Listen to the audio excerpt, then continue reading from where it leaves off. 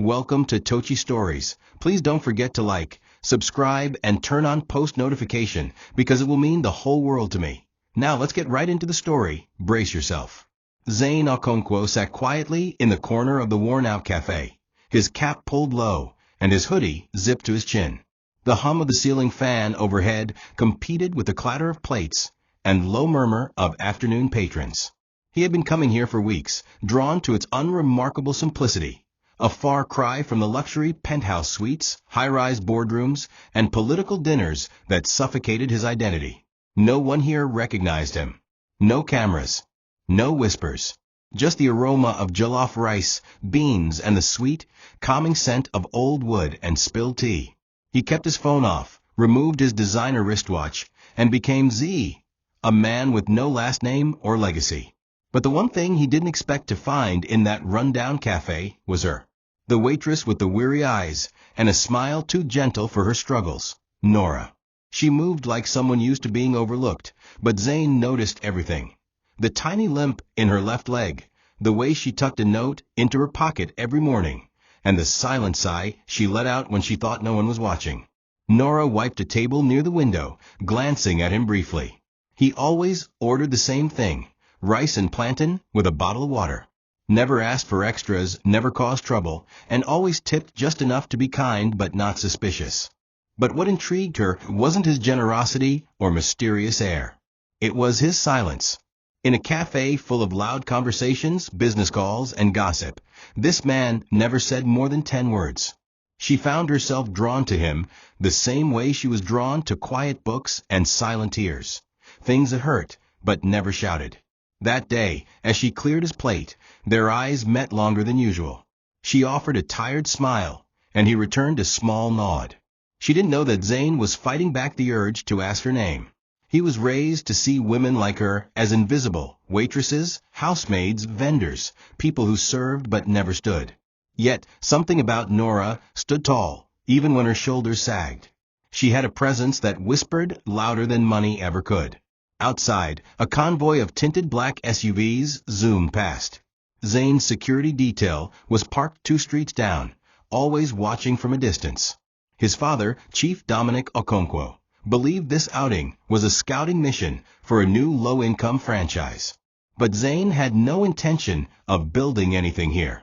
He came to this cafe to unbuild himself, to chip away at the mask that wealth forced on him since he was 10. The mask that smiled at corrupt governors, shook hands with money launderers, and toasted champagne with men who bullied the poor for profit. In the quiet presence of Nora, Zane felt human again. Not a product, not a pawn, not a billionaire, just a man. And as she passed him the bill and whispered, "Have a good day," something in his chest stirred. Not romance, not yet. But something raw, something real. The kind of feeling money couldn't buy and power couldn't silence. The sun had barely risen when Nora stepped out of her cramped one-room apartment in a rusted compound in Ajagunal.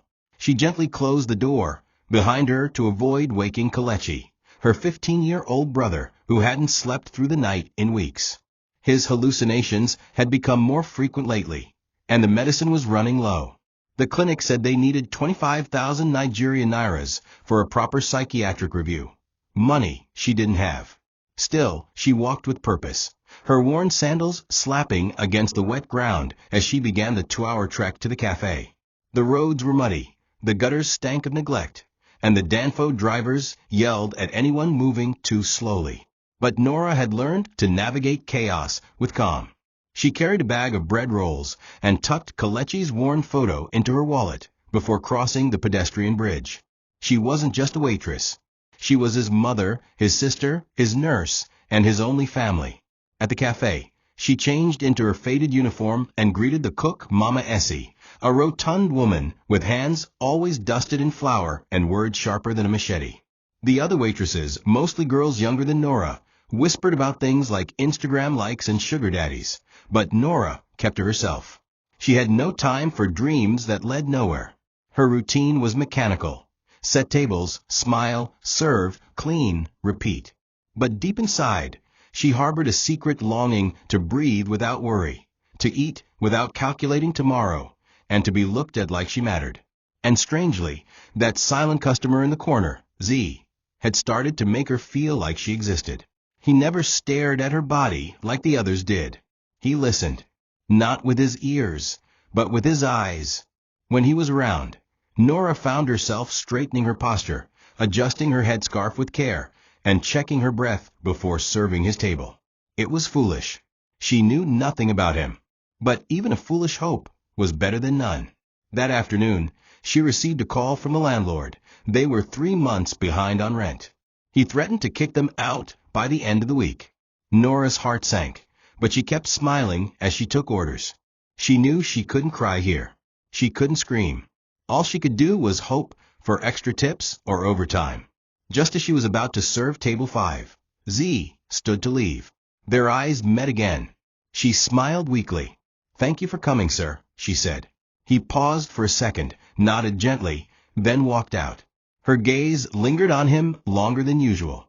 She didn't know that this quiet customer was about to alter the course of her life, not with a grand gesture or an expensive gift, but with a decision he hadn't yet made, to choose her world over his. A world of cracked walls, flickering bulbs, and unconditional love. A world Zane had never known but was now slowly entering, one plate of rice and plantain at a time. Tamawa Ideal knew how to command a room. Her walk was deliberate, each heel clicking like punctuation in a speech no one dared interrupt. At 28, she was not only the daughter of Governor Adewale Ideal, but a media darling and political strategist already plotting her move into federal power. Her lips were painted in bold crimson, her outfits curated by stylists, and her tone always dipped in authority. At the high-end restaurant in Ikoyi, where she waited for Zane, paparazzi buzzed outside, eager for a glimpse of Nigeria's golden couple. But inside, she sat with one hand elegantly curled around a champagne flute, irritation simmering beneath her flawless skin.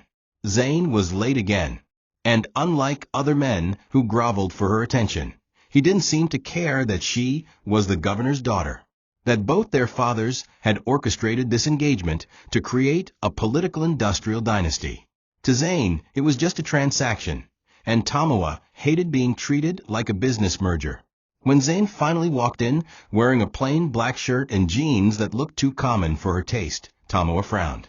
"You're 40 minutes late," she said, not rising to kiss him. "I had a meeting," he replied coolly, not offering more. She leaned in, her smile forced. "You know, darling, people are already calling us Nigeria's next power couple. Magazines want a pre-wedding shoot. Daddy says the president's wife wants to meet me." Zane didn't respond. He stirred his drink slowly. Tamawa leaned back, annoyed. "What is it, Zane? Are you still having those rebellious fantasies? That you can escape the life you were born into? Don't be naive. You're not a mechanic's son." Zane's jaw tightened. He was tired of the constant pressure, of being told who to marry, how to breathe, how to smile. He looked at Tamawa, perfect, polished, and poisonous. The kind of woman bred for power, not partnership. What Tamawa didn't know was that Zane had already started slipping away. Not physically, he still showed up for meetings and dinners, but emotionally, spiritually, quietly. His soul had started finding warmth elsewhere.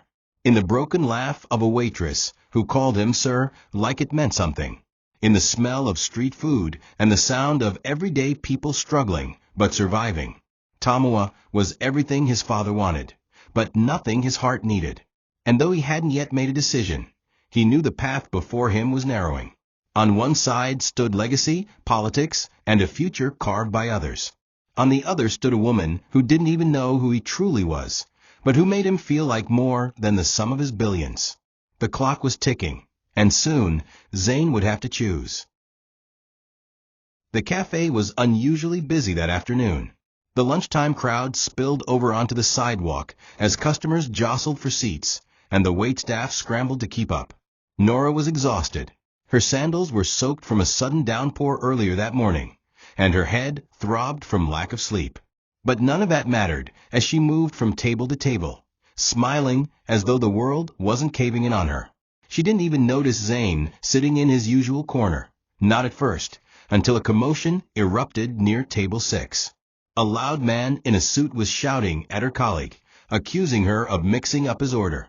Nora rushed over to calm the situation. But when the man turned his rage on her, calling her a useless, ugly rat, she froze for a second, until she heard a voice, low but firm, from behind her. "That's enough," Zane said, standing up.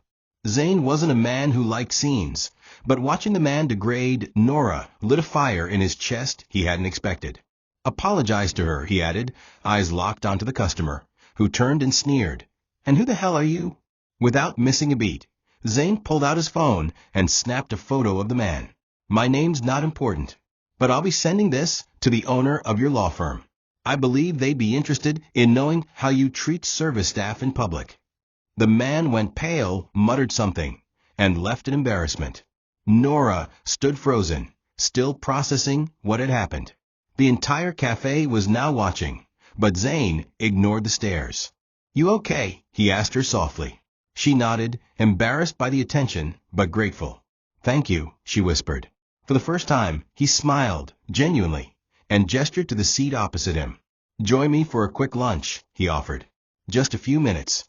Nora hesitated, but something in his tone, soft, unassuming, made her sit. She'd never dined with a customer before, but this wasn't about romance or formality. It was about being seen. Over a plate of jollof rice and chicken, they talked. He asked about her brother, and she shared carefully, leaving out details of his mental illness.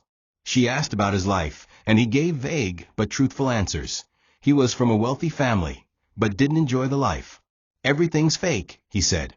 "The smiles, the friendships, even the love. All bought." She looked at him, curious. "Then why come here?" He shrugged. "Because you're not fake." Her heart skipped a beat. Not because it was romantic, but because it had been so long since someone said something kind to her, without strings attached. As the lunch ended and she returned to work, she felt something strange. Not love, not yet, but a quiet warmth in her chest. A feeling she'd forgotten existed. The day had faded into a moody evening, clouds thick and heavy, like the sky itself was brooding. The cafe was near empty. Only a few customers remained when the power suddenly went out. A loud crack of thunder followed, and rain began pouring like the heavens had finally had enough. Nora sighed and lit a kerosene lantern from the back. She moved to begin closing the shutters when she noticed Zane still seated in his corner, seemingly in no rush to leave. "You should go before the roads flood," she called out. He smiled faintly. "I like the rain. Besides, there's nowhere urgent I need to be." She hesitated, then shrugged. The wind howled through the open windows, spraying mist across the tile floor. Without a word, Zane grabbed a mop and began helping her dry it. Nora stared in disbelief, a well-dressed man mopping the cafe floor beside her. "You don't have to," she said, flustered. He simply replied, "I know. But I want to." As the minutes stretched on, their small talk grew deeper. With the lantern casting soft shadows on their faces, they talked about things they hadn't told anyone else. Nora spoke of her mother, who died of untreated diabetes, and her father, who walked out when Kalechi started hearing voices. Zane listened without interrupting, his eyes reflecting empathy rather than pity. Then he opened up, too, not fully, but enough. He spoke of a life where every decision was made for him, where the pressure to be perfect crushed his spirit. "My father once said love is weakness," he confessed. "That we only marry for legacy, not for comfort." Nora frowned. "Sounds lonely." He gave a sad smile. "It is." For a moment, they sat in silence, the rain forming a rhythmic pattern on the roof. Then Nora whispered, "Well, you're here now. And I don't think that's weakness." It wasn't a confession of love, just a quiet acknowledgement that his presence mattered. By the time the rain slowed and the power flickered back to life, the cafe was soaked with stillness. Zane helped her straighten the chairs and dry the last puddle before they stood awkwardly near the counter, unsure how to say goodbye. Nora cleared her throat. "Thanks for helping. Most customers wouldn't even care." Zane looked at her with a soft intensity. "You're not most people." That sentence hung in the air, like a feather refusing to fall. He turned to leave, and just before stepping out into the damp night, he paused. "Nora," he said, her name tasting unfamiliar but warm on his tongue. She blinked. Yes. He smiled. That's your name, right? She laughed softly, nodding. And you are? He hesitated. Z, he said. She nodded again, but this time her smile was real. The door closed behind him, and for the first time in years, Nora leaned against the counter, heart fluttering with something fragile and frightening. Hope. Nora didn't sleep that night. Every time she closed her eyes, she saw his smile, that quiet, broken smile that hinted at secrets too heavy for a man his age. She scolded herself. Men like Z didn't belong in her world. And even if he was genuine, even if he truly saw her, it didn't change their realities. She still had rent to pay. Her brother still needed medication. The morning came with gray skies and louder Danfo horns. At the cafe, she was folding napkins near the counter when her friend Amara walked in, waving a tabloid magazine like a trophy. Nora, you won't believe this. Look. She slammed the glossy cover on the counter. Nora stared, confused, until her eyes landed on the front page image. There he was, her quiet Z, dressed in a suit, flanked by two political figures. The headline read, Billionaire heir Zane Okonkwo and governor's daughter set to wed. Nora's chest tightened. Her world tilted. Everything in her began to collapse like a house built on wet sand. He had lied. Not by words, but by omission. He knew who he was, knew the danger his presence could bring. And still, he came to her world like it was a playground. Like she was a secret escape from his glamorous reality. You okay? Amara asked, concerned. Nora nodded stiffly, blinking back tears.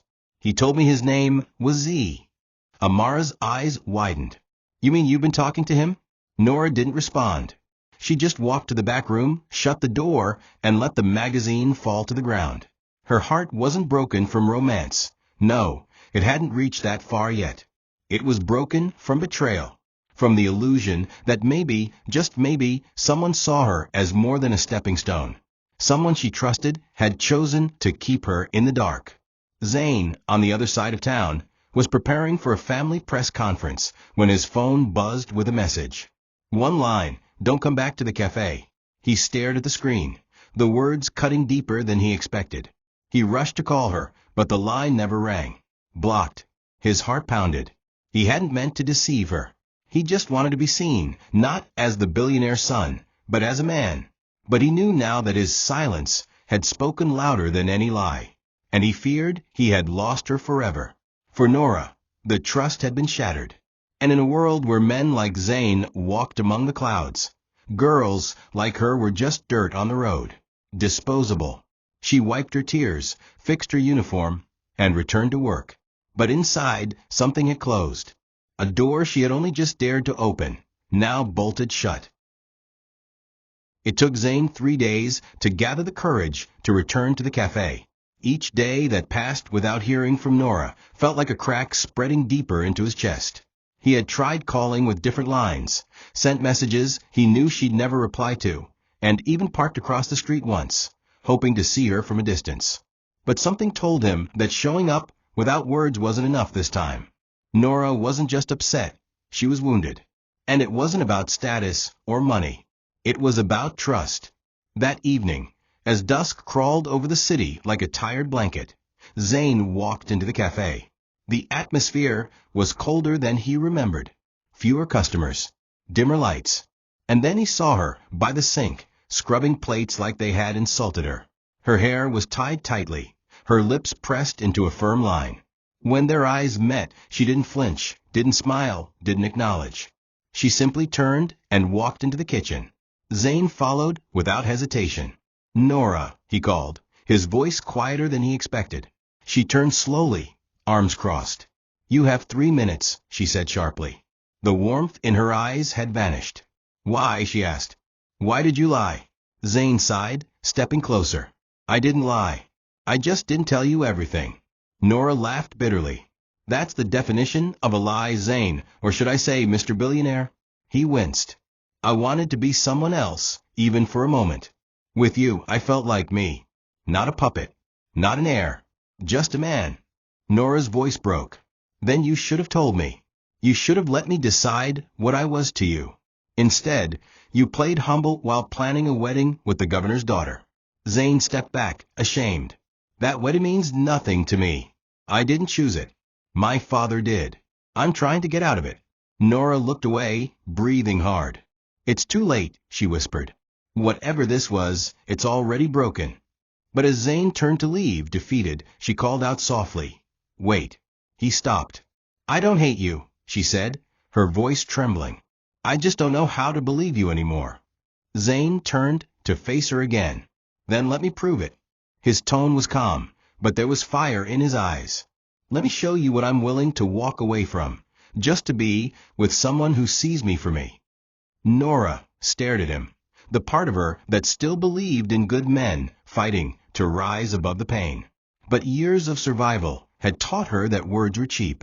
Trust had to be earned, and love, if it was ever real, required more than apologies. Go, she said finally. Prove it, not with words, but with action. And if I'm still here when you return, maybe I'll listen again. Zane nodded. He didn't smile, didn't push. He simply turned and walked out, this time not to hide from who he was, but to confront it fully. Zane arrived at the Okonkwo family estate that night with a mind made of stone.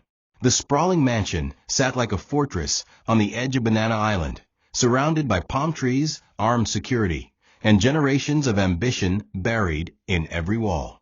Inside, Chief Dominic Okonkwo waited with a glass of brandy in one hand and a file in the other. You've been avoiding your responsibilities, he said coldly as Zane entered the study. I've been thinking, Zane replied calmly, about what I want, not what you want. The chief's eyes narrowed. What you want is irrelevant. We have a wedding to prepare for. Contracts have been signed. The governor expects full cooperation, and Tamawa is not someone you embarrass. Zane stood tall, unflinching. I'm not marrying her. The glass in his father's hand cracked slightly, the grip tightening. Don't be foolish. This isn't about love. It's about empire. We don't marry for passion. We marry for power. Zane laughed bitterly. Then you marry her. Chief Dominic slammed the file on the desk. Without this alliance, we lose everything. The oil licenses, the media endorsements, government protection. You think your little rebellion will feed thousands of employees? You think it'll protect your mother's legacy? Zane's face went pale at the mention of his mother, who died silently in her sleep, worn out from years of silence and submission. Don't use her name, he said through clenched teeth. She was never happy in this prison, and I won't die here like she did. The chief leaned back, eyes cold. Then you're no son of mine. Zane felt the words land like gunshots, but he didn't flinch. He had expected them. So be it, he whispered. Disown me.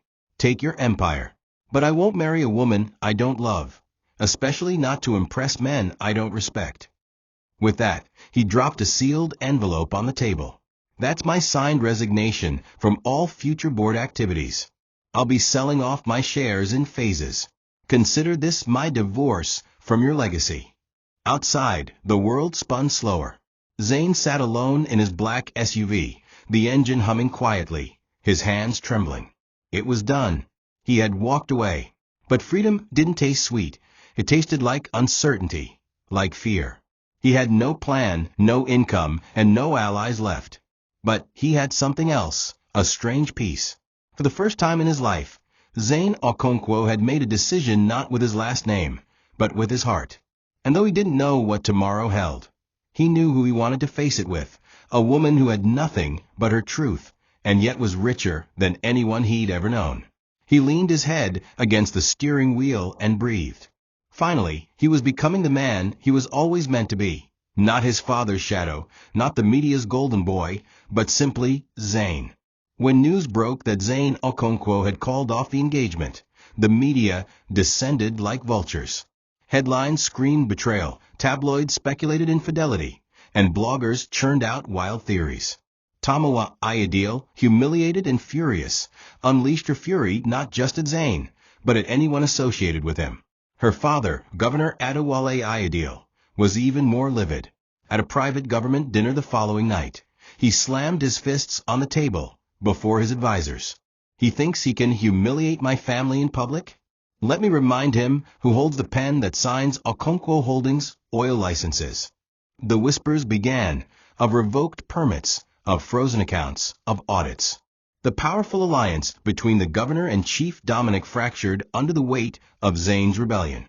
But the person who suffered most wasn't Zane. It was Nora. Nora had just finished serving tea to a customer when her manager called her into the back office. "I'm sorry, Nora," he said, not meeting her eyes. "We have to let you go." She blinked. "What? Why?" "Loom inside. Customers are threatening to boycott us. They say you're the reason Zane dumped the governor's daughter. People are saying you're a gold digger." Nora's world spun. "But I didn't even know." Her voice broke. The manager raised his hands. "I know, Nora. I believe you. But this is bigger than both of us. They called last night. Said if we don't remove you, they'll shut this place down." Nora stepped out of the cafe in a daze, clutching her small handbag and uniform in a black nylon bag. The streets felt louder, crueler. Her enemies weren't just people, they were systems. She was fighting ghosts in powerful offices and a governor's bruised ego. That night, as she walked home through the narrow alley of her compound, neighbors whispered. One woman hissed, "So now dem talk say scatter billionaire marriage?" Another muttered, "She go just spoil her life finish." Nora said nothing. She opened the door to her room and found Kelechi crying. "They took my medicine," he wept. "They said you owe." Nora dropped to her knees, pulled him into her arms, and cried for the first time in years, not from pain, but from exhaustion. Everything was unraveling. She had gained nothing and lost everything. And all because someone like Zane thought he could love someone like her. In that moment, she made a silent vow. She would survive this, even if it meant cutting ties with him completely. She had no luxury of heartbreak. She had a brother to protect, a life to rebuild, and this time she would do it alone. The weight of job loss, public humiliation, and sleepless nights soon began to manifest in the worst possible way. Kelechi's mental health spiraled. Without his medication, his symptoms returned with terrifying force. He paced the room for hours, mumbling to voices no one else could hear. He laughed at shadows, wept uncontrollably at dawn, and often tried to escape the house, claiming they were after him. Nora did her best, tying the windows shut, hiding the keys, and cooking him calming herbal soups passed down from their mother. But she was no doctor, and she was drowning. The emotional pressure broke her sleep. Each night, she sat up beside her brother, watching him twitch and mumble through nightmares she couldn't fight for him. Her own stomach growled with hunger, but she had stopped eating properly to save food for him. She didn't even know how long they had left in the apartment before the landlord came knocking again. On the fifth night, without proper rest, Kelechi collapsed in the middle of the room, convulsing violently. Nora screamed, scooping his head onto her lap. Her hands trembled as she dialed every emergency line she knew, but no one came. She knocked on neighbors' doors, begging for a ride to the hospital. Some looked away, others shook their heads, citing fear or busy schedules. Finally, an old man down the street offered to push them in his wheelbarrow. That's how she arrived at the local clinic, barefoot, disheveled, holding her unconscious brother, begging for mercy. The receptionist looked her over, uninterested. "No deposit, no treatment," she said flatly. "Even for a seizure?" Nora yelled, tears streaming down her face. The nurse only shrugged. "This is Nigeria, madam." Eventually, one kind doctor agreed to sedate Kelechi temporarily.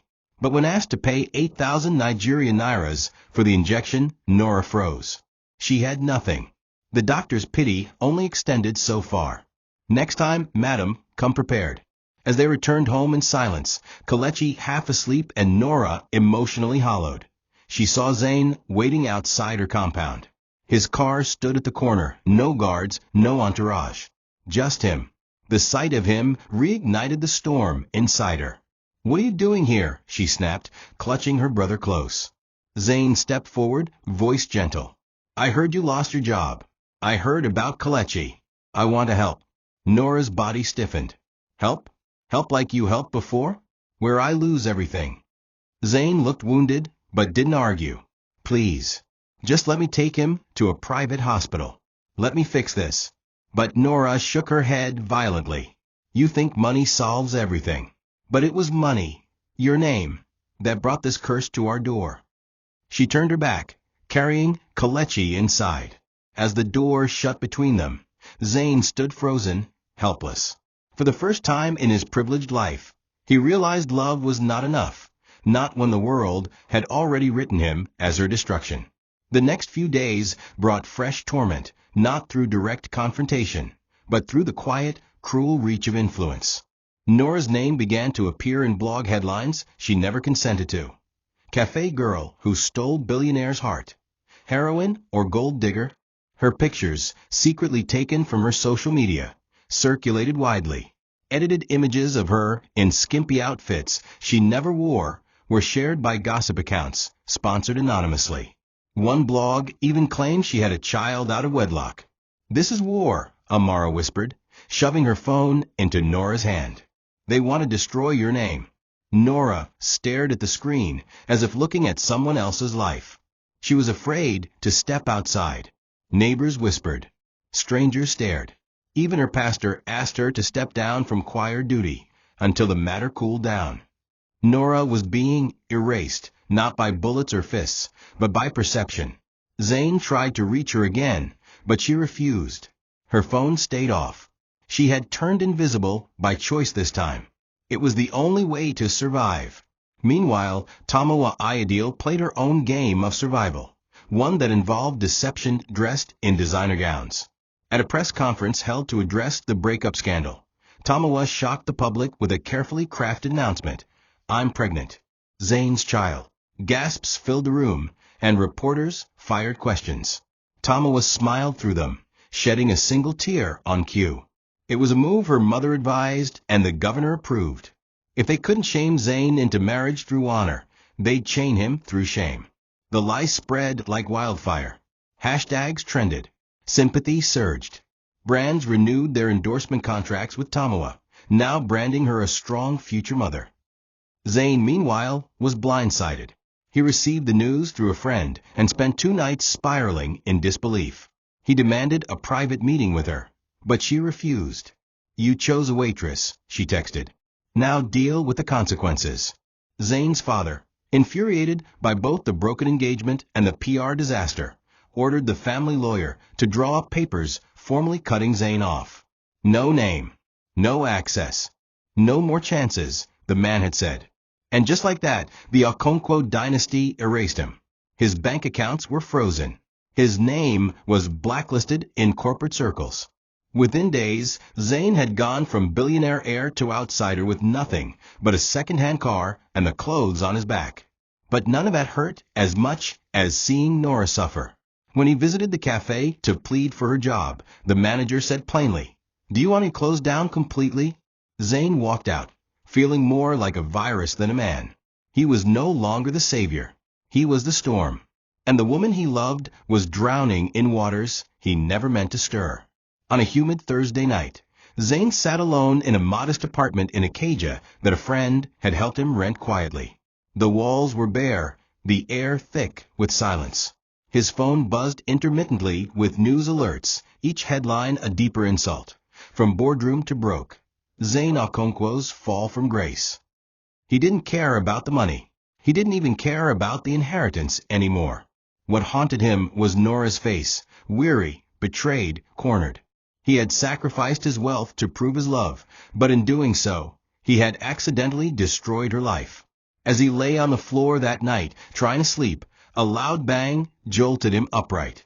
The window shattered as smoke poured in. Flames erupted from the kitchen.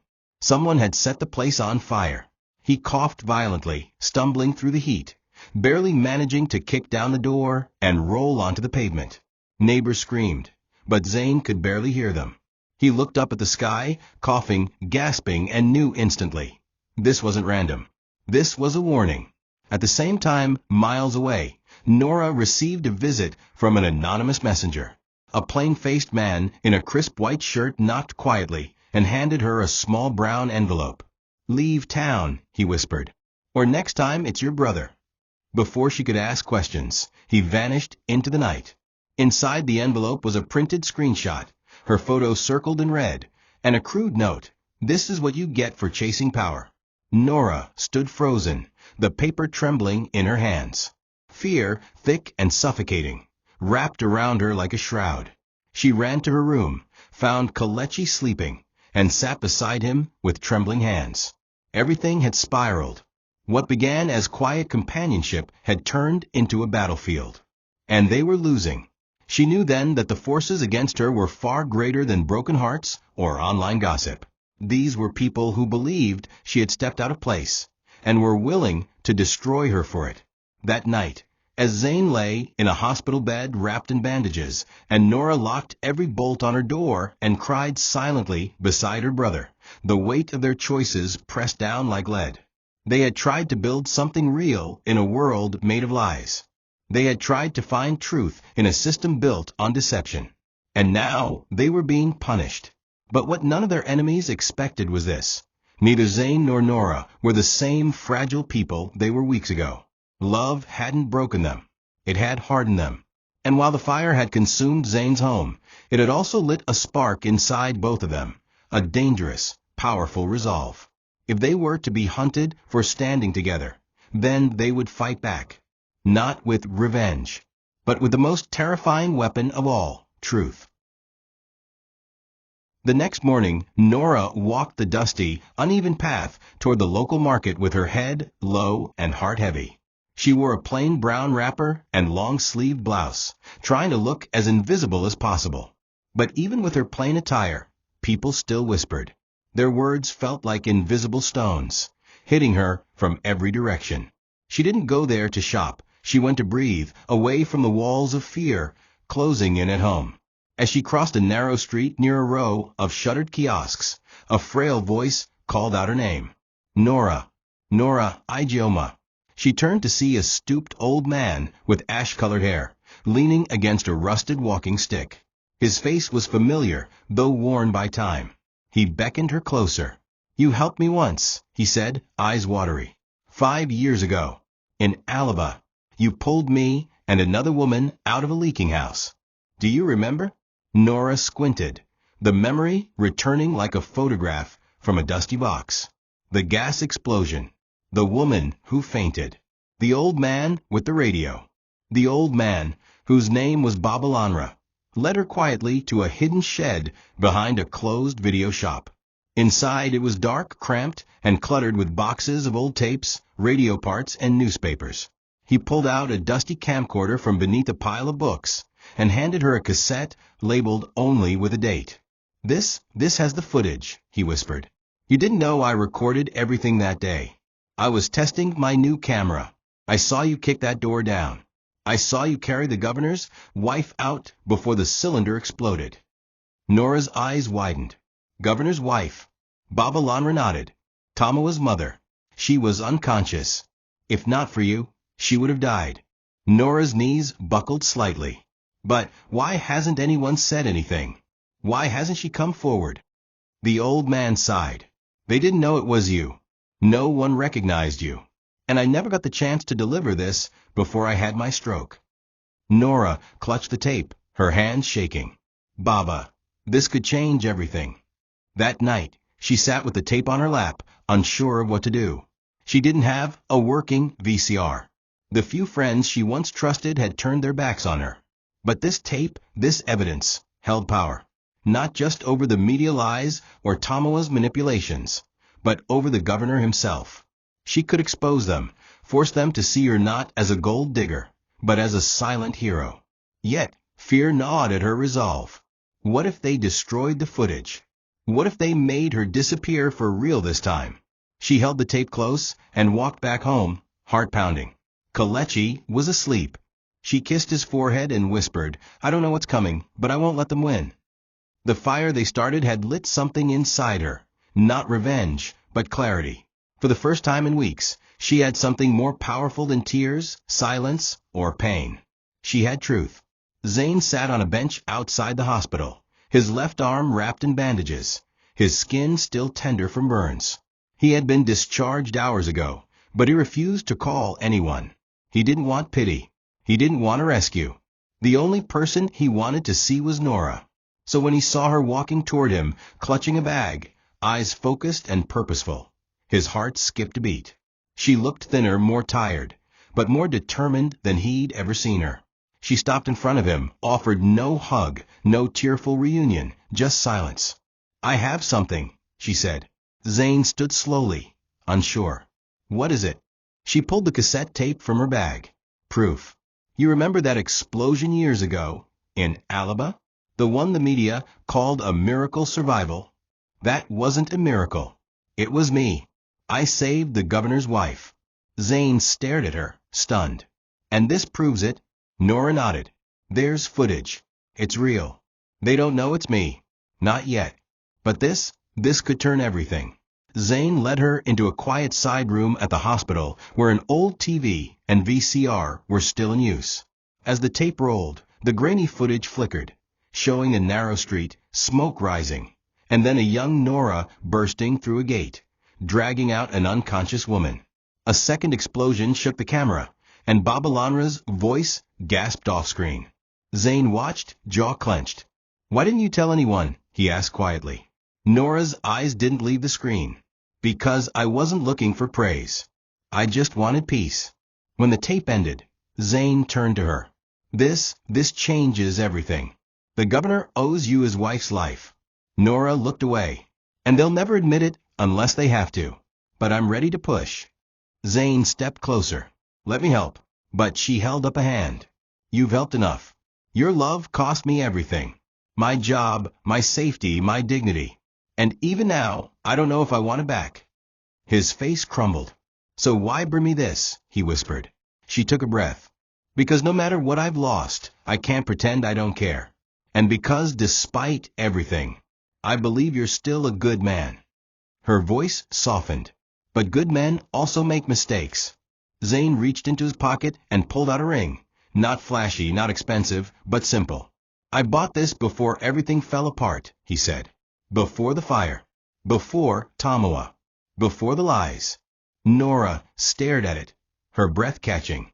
"And you still want me?" she asked, broken. Zane nodded. "I want the woman who saved lives without cameras, who stayed when everyone else left, who walked through fire, even mine, and didn't burn." But she stepped back. "Not yet," she said. "I need to win this fight first. I need to stand before the world with my own strength. Not as your fiancée, but as a woman they tried to bury." Zane nodded, slipping the ring back in his pocket. "Then I'll wait," he said. "As long as it takes."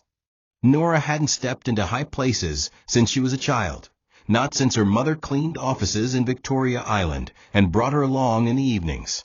But now, she found herself walking into the marble lobby of the Iredale estate, not as a cleaner's daughter, but as a woman carrying truth like a sword. She requested a meeting with the governor's wife. "Tell her it's about the day she nearly died," she told the guard, handing him a copied screenshot from the footage. Hours passed. She was made to wait in the garden, drink nothing, speak to no one. Then, without warning, 3 men in suits approached her and handed her a folded paper. "You're under arrest for attempted blackmail," one said coldly. Nora's mouth opened in disbelief. "What?" "I haven't." They ignored her, gripping her arms roughly. "We have a complaint. You've threatened to release damaging material against the governor's family. You'll answer for that." In a flash, her world tilted again. Her bag was snatched. The tape taken. Her cries were ignored. Within minutes, she was in a black van racing toward a police station she'd never been to before. The cell was small, damp, and lit with one flickering bulb. Nora sat on the hard floor, her hands trembling, mind racing. She had been naive to think they would let her rise.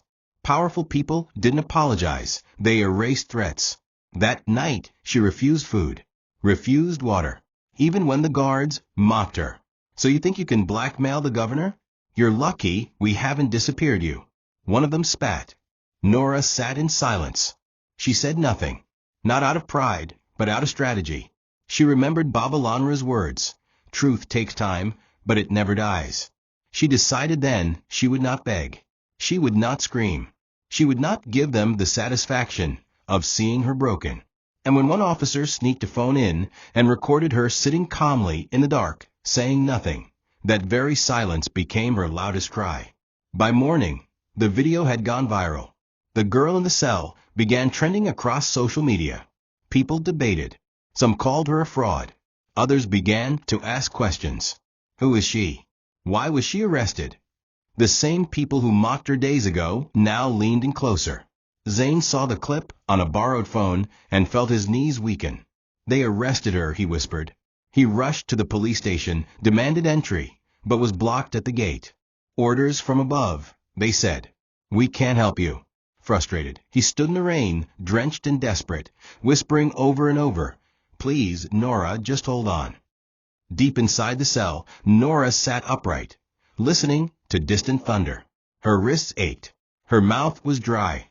But her spirit? Unshaken. They had taken her freedom, but not her fire.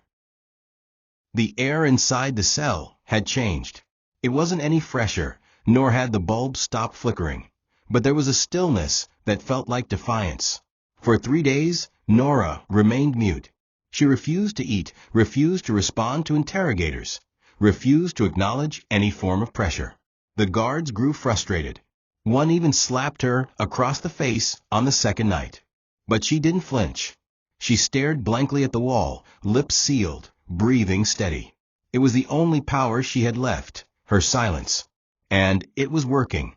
The police station, used to quick turnarounds and dirty deals, didn't know what to do with a woman who wouldn't fight, wouldn't beg, wouldn't confess.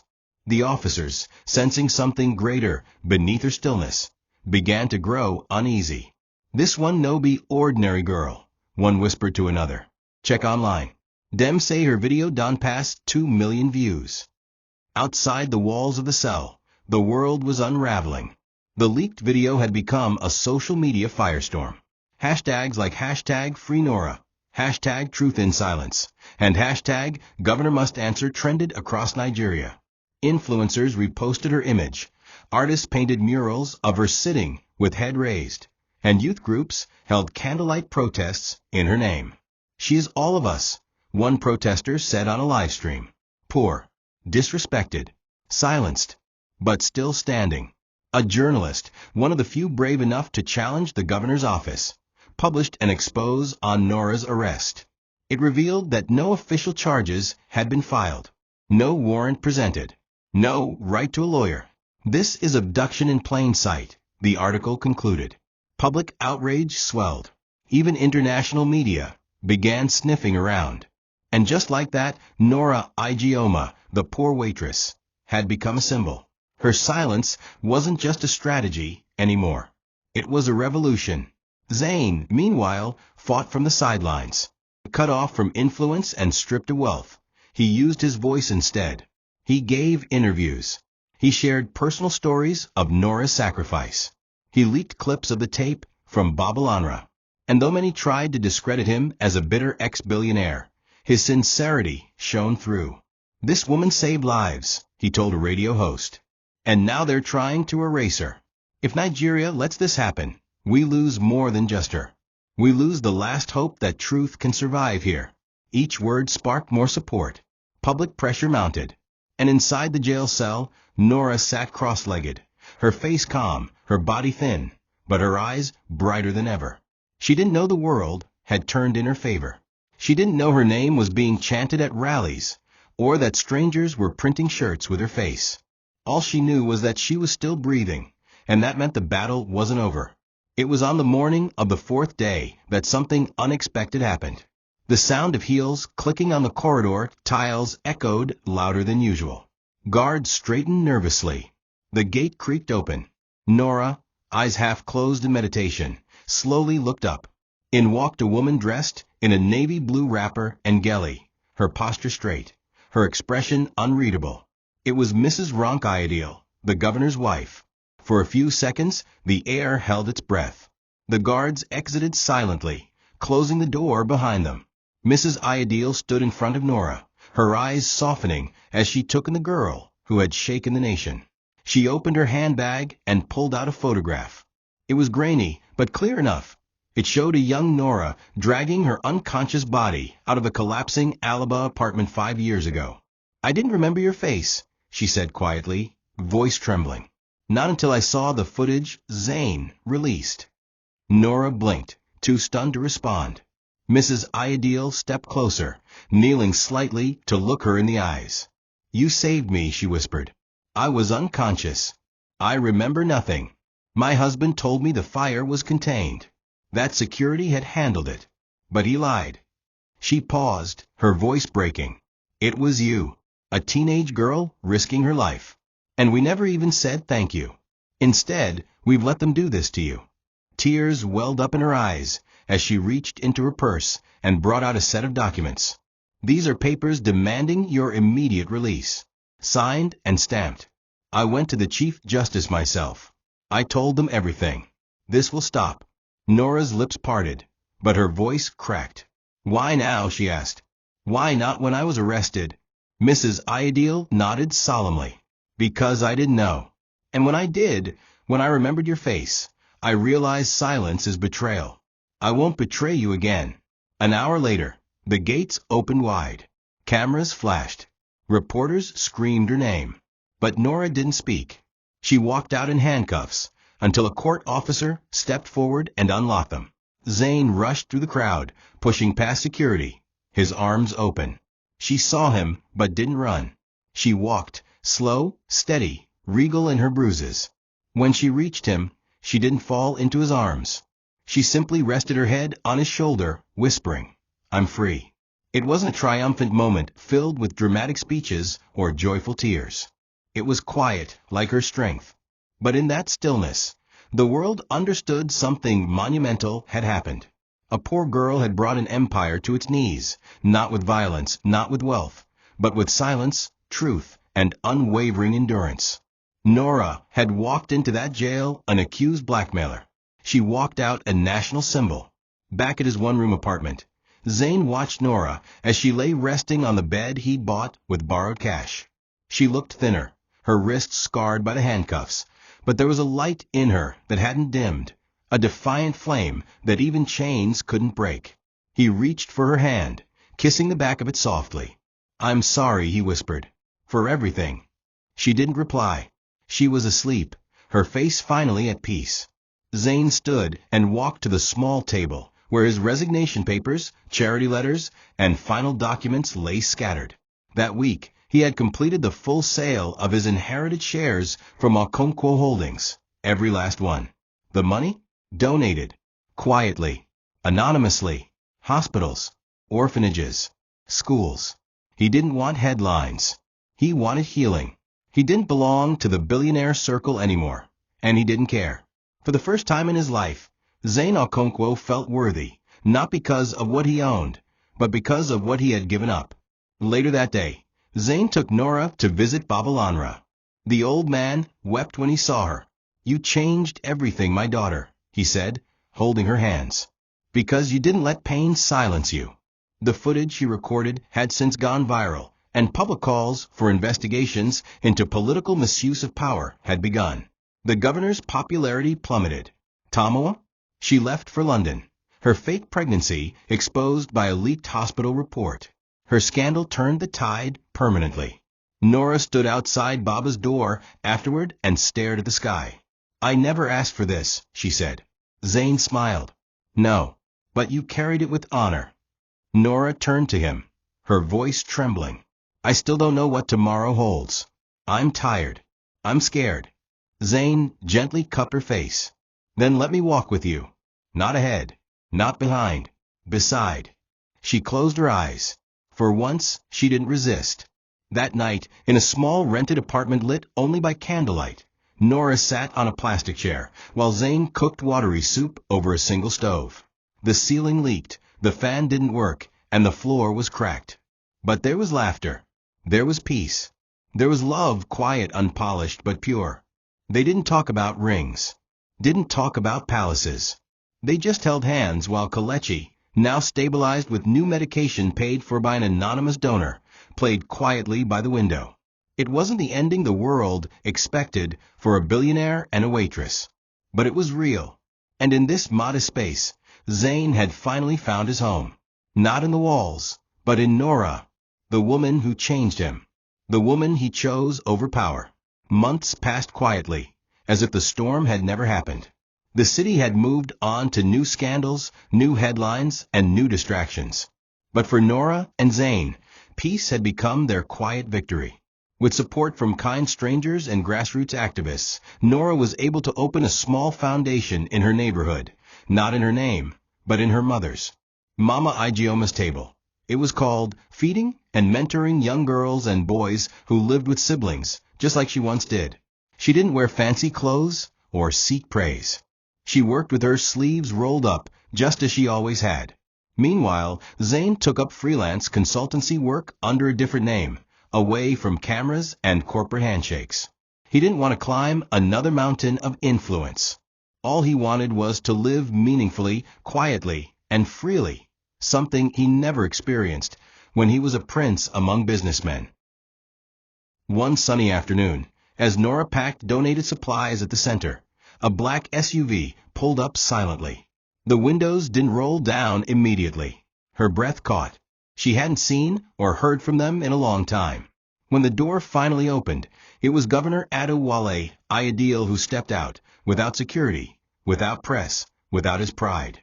His face was drawn and sunken, and he walked slowly toward her with his hands folded in front of him. Nora stood still, arms crossed, not in fear, but in quiet power. "I owe you more than an apology," he began. "My wife told me everything. My daughter. Well, I'll deal with her lies in my own time. But you saved my family, and I nearly let the world destroy you." Nora didn't respond immediately. She studied him for a long time before replying. "I didn't save her for reward. I did it because it was the right thing. And I survived what followed because I had no choice. That's what people like me do." The governor nodded slowly, swallowing his shame. "I've approved a full public retraction. And your foundation, I'll make sure it never lacks again. Quietly, anonymously. No press. No cameras. Just respect." Nora nodded. "Good," she said, offering no smile. "Because this isn't a favor. It's correction." As he turned to leave, he paused. "You're stronger than most leaders I know," he said, then left without another word. Zayn appeared moments later, having watched the encounter from across the street. "You didn't flinch," he whispered. "You didn't bow." Nora turned to him with a tired smile. "Because I finally see who I am." That night, the two of them sat on their small porch, drinking cold zobo and watching children run through the street barefoot and laughing.